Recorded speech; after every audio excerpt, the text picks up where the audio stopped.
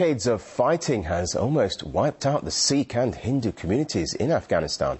Most of them fled the country, and those who are left are struggling to find a place in Afghan society. Paula Sleer reports. Sikhs and Hindus have been in Afghanistan for generations. But whereas once they thrived as a community, 3 decades of fighting has seen their numbers and influence diminish. Many of them were killed during the civil war of the 90s.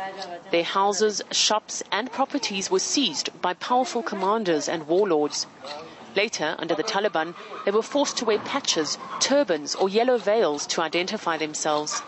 And now, President Karzai's promises of a better tomorrow for all the country's citizens also seem to be making little difference. Kolwinder has only ever spent 2 years at school.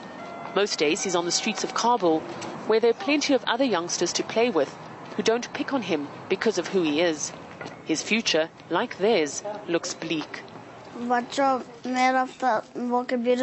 Every day when I was walking home from school, the children would start hitting me and ask why I put a potato on my head and how much I was selling it for. I want to go to school, I want to study, but I can't. There's too much bullying. It's impossible for me to attend class. Kolwinder's parents took him and his cousins out of school more than a decade ago. They now teach them at home, but it's not easy, as most are illiterate. For 15 years, our children haven't gone to school.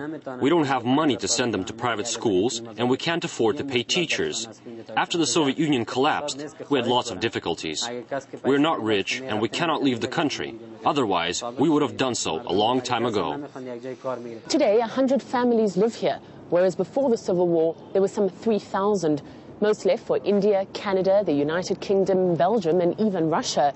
It's not only in education that they face problems, it's also in religion.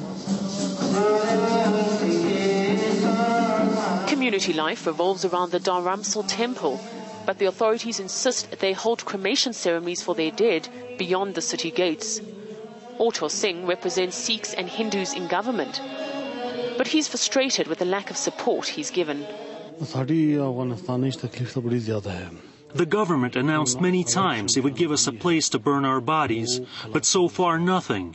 Sometimes we have to drive 6-7 hours to get to a place where we can do it. We've also been asking for the past 6-7 years for land where we can build houses for the homeless in our community.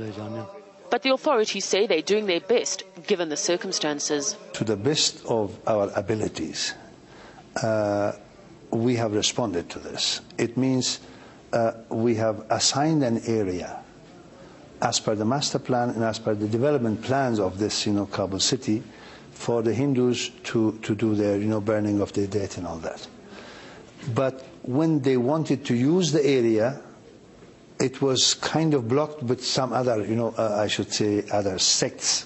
President Karzai has delayed meeting with community leaders. But now, with the world's attention on him and his efforts to rebuild Afghanistan, they're hoping their voice will finally be heard. Paula Sleer, RT, Kabul.